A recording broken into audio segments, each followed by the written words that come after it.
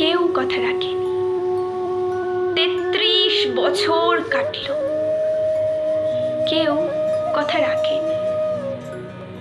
ছেলেবেলায় বষ্টমী তার আগমনী গান হঠাৎ থামিয়ে বলেছিল শুক্লা দ্বাদশীর দিন অন্তরাটুকু শুনিয়ে যাবে।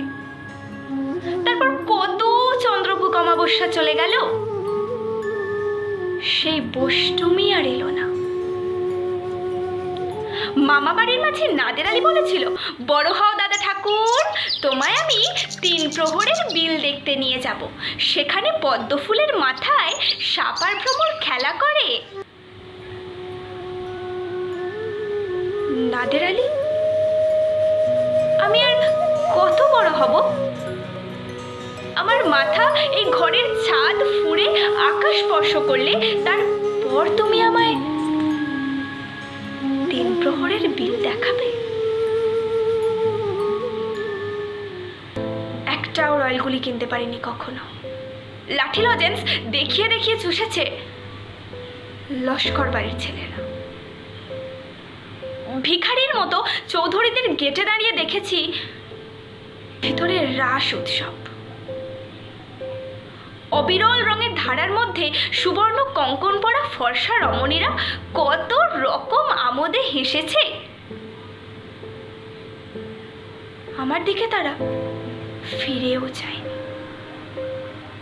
বাবা আমার কাঁধ ছুঁয়ে বলেছিলেন, দেখিস একদিন আমরাও।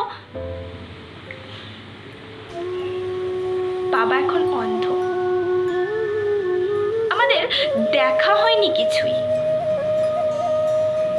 সেই রয়্যালগুলি, সেই লাঠি লজেন্স, সেই রাস উৎসব আমায় কেউ ফিরিয়ে দেবে না। বুকের মধ্যে সুগন্ধি রুমাল রেখে বরুণা বলেছিল, যেদিন আমায় সত্যিকারের ভালোবাসবে সেদিন আমার বুকেও এরকম আতরের গন্ধ হবে। ভালোবাসার জন্য আমি হাতের মুঠোয় প্রাণ নিয়েছি, দুরন্ত ষাঁড়ের চোখে বেঁধেছি লাল কাপড়, বিশ্ব সংসার তন্ন তন্ন করে খুঁজে এনেছি 108টা নীলপদ্ম। তবু কথা রাখেনি বরুণা। এখন তার বুকে শুধুই মাংসের গন্ধ। এখনো সে যে কোনো নারী। কেউ কথা রাখেনি। 33 বছর কাটল, কেউ কথা রাখে না, কেউ কথা রাখে না।